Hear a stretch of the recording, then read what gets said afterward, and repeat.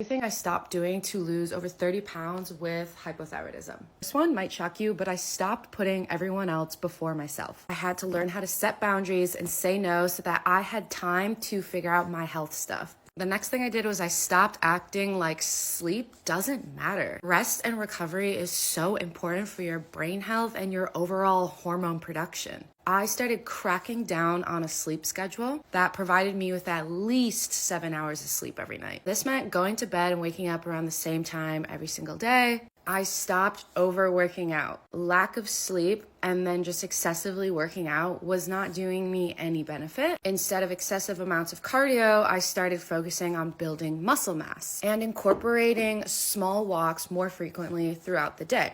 Contrary to a lot of other opinions, I actually stopped worrying about cutting out gluten and dairy. Instead, I focused on eating more nutrient-dense foods and whole food options. This means I stopped eating out at restaurants, started cooking the majority of my food at home. Instead of breads made from a batter, I started only purchasing sourdough bread and just became more mindful of how much gluten is in certain things or what types of processed foods have excess amounts of gluten. I also stopped stressing out so much. This is easier said than done, but if you practice stress resiliency, you will get better at managing your stress. First, you have to become aware of what stresses you out. Then you have to start asking yourself the hard questions. Why am I so stressed about this? What are ways that I can help myself feel better right now that don't send me into a full spiral? Is that just going out and exposing my eyes to light? Is that going for a walk to cool off? Like, what kind of coping mechanism, healthy coping mechanism,